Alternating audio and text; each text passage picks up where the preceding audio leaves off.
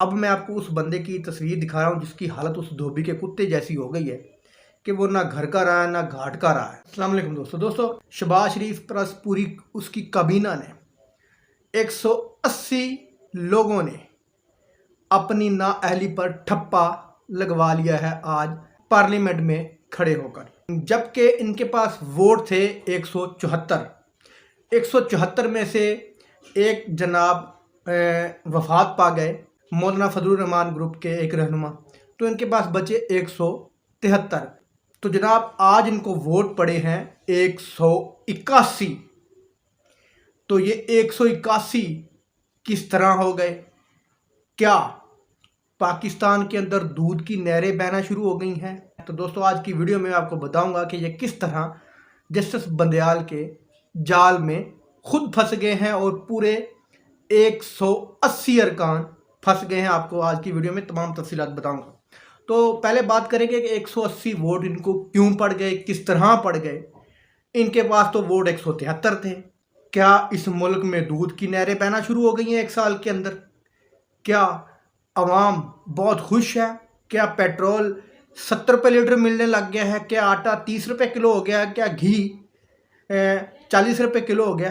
तो इनको 173 की बजाय 181 वोट किस तरह पड़ गए? दोस्तों बात सोचने वाली ये है। फवाद चौधरी साहब कह रहे हैं कि 20 लोटों ने इनको वोट डाल दिया। इनके पास टोटल 160 वोट थे, 20 लोटों के वोट डाल कर 180-81 इनके पास हो गए। क्या 20 लोटों ने इनको वोट डाला है? फवाद चौधरी साहब की इस बात पर एग्री नहीं किया जा सकता कि 20 लोटों ने वोट डाला है, क्योंकि उनको पता है कि अगर 20 लोटों ने वोट डाल दिया तो वो लोटे नाअहल हो जाएंगे, पार्टी पॉलिसी के खिलाफ है, ख्वाह वो मुनहरफी क्यों ना हो, लेकिन हैं तो पीटीआई के। फवाद चौधरी की इस बात को मानना कबल अज़ वक्त है। जस्टिस बंदयाल साहब ने किस तरह इन लोगों को अपने जाल में फंसाया है? तो जनाब इन्होंने खड़े होकर वोट ऑफ कॉन्फिडेंस लिया, ठीक है, और अदालत ने कहा था कि जनाब पैसे दें, तो इन्होंने खड़े होकर जनाब पार्लियामेंट में कह दिया कि जनाब हमारे पास पैसे नहीं हैं, जब पार्लियामेंट चाहेगी हम इलेक्शन करवाएंगे, हम किसी अदालत को नहीं मानते। मतलब तौहीन अदालत इन पर लग गई। तो अब 180 लोगों ने एक तौहीन अदालत ज़दा बंदे को इत्मीनान का वोट दिया है। तो इस बात पर इन्होंने खुद ही ठप्पा लगा दिया है कि हम तौहीन अदालत के मुर्तकिब वज़ीर आज़म के साथ हैं। इन्होंने उनको इत्मीनान का वोट देकर, जिसको कहते हैं कि डेथ सर्टिफिकेट पर इन्होंने साइन कर दिए हैं कि हम सियासी मौत मर चुके हैं। अब सुप्रीम कोर्ट के लिए फैसला देना बहुत आसान हो जाएगा कि कौन कौन तौहीन अदालत के मुर्तकिब वज़ीर आज़म जनाब मियां मोहम्मद शहबाज शरीफ के साथ खड़ा है और कौन इसके साथ नहीं खड़ा।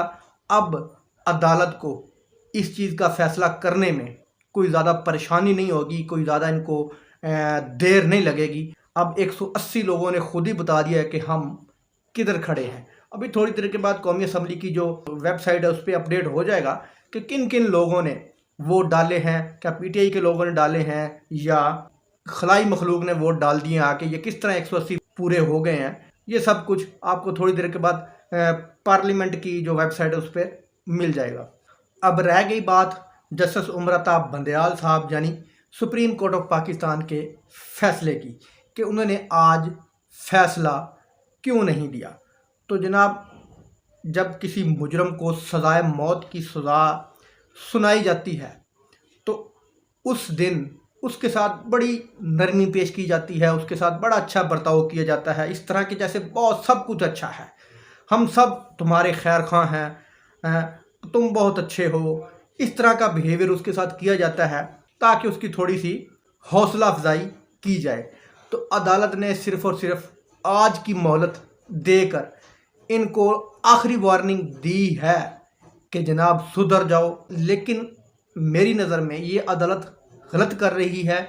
अगर इस तरह की नरमी देनी है तो सब चोरों को दिया करें, इन ख़ास चोरों को क्यों इतनी नरमियाँ दे रहे हैं?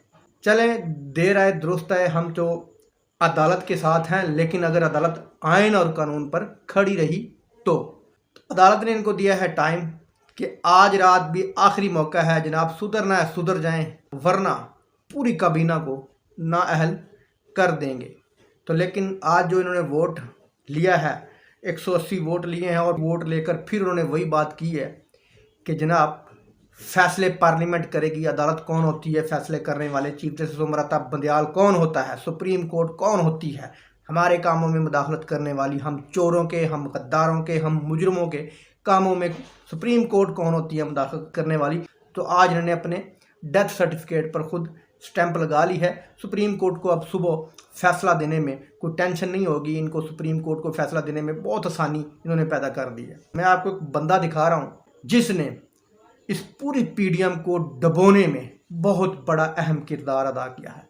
तो दोस्तों, आपको ये स्क्रीन पे नज़र आ रहा होगा कि शहबाज शरीफ साहब तकरीर कर रहे हैं और एक बहुत ही शातिर दिमाग आदमी इसको बड़ी हैरत की नज़र से देख रहा है, और शायद वो ये सोच रहा है कि जनाब कर ले तकरीर, आखिरी तकरीर है तेरी, इसके बाद तुझ पर ऐसा ठप्पा लगेगा कि हमारे लिए रास्ता क्लीन हो जाएगा। ना तुम्हारा भाई इलेक्शन लड़ सकता है, ना तू लड़ सकता है, ना तेरी भतीजी लड़ सकती है। तो आखिरी कबाब में हड्डी थी, तो आज तू भी निकल रहा है, कर ले आखिरी तकरीर। और ये तकरीर में बोल रहा है ना कि 100% श्योर है कि इन जो लफ्ज़ भी जो तकरीर में ये जरदारी साहब भी उसको बताते होंगे कि ये आपने कहना है। जरदारी साहब स्टैंप लगवा रहे हैं ठीक ठाक शहबाज शरीफ साहब के ऊपर, अच्छी तरह ये कम अज़ कम ताहयात ना हिली तो इसकी ज़रूर हो। जरदारी साहब कुछ इस तरह का प्लान करके बैठे हैं। तो अब मैं आपको एक यतीम और एक मस्कीन दिखाता हूँ जिसको बोलते हैं ना कि धोबी का कुत्ता, ना घर का ना घाट का। अब मैं आपको उस बंदे की तस्वीर दिखा रहा हूँ जिसकी हालत उस धोबी के कुत्ते जैसी हो गई है कि वो ना घर का रहा है ना घाट का रहा है। आपको ये स्क्रीन में नज़र आ रहे होंगे जनाब राजा रियाज साहब। तो राजा रियाज साहब की शक्ल से ये लग रहा है कि जैसे कोई फ़कीर नहीं देख रहा होता बड़ी हसरत की निगाह से कि जनाब मुझे भी कुछ मिल जाए, मुझे भी कुछ मिल जाए। तो उस निगाह से ये वज़ीर आज़म की तरफ देख रहा है कि जनाब आपकी मेहरबानी, मुझे भी कुछ दे दें, मैं आपके कदमों में बैठा हूँ, बराए मेहरबानी मुझे कुछ डाल दे मेरी झोली में। तो ये कितनी हसरत की निगाह से देख रहा है। अगर जनाब ये आप पीटीआई में होते तो आप इस तरह आज हसरत भरी निगाह से किसी चोर से भीख की रिक्वेस्ट ना कर रहे होते। दोस्तों, वीडियो अच्छी लगी तो लाइक करना, चैनल को सब्सक्राइब करना। अल्लाह हाफ़िज़।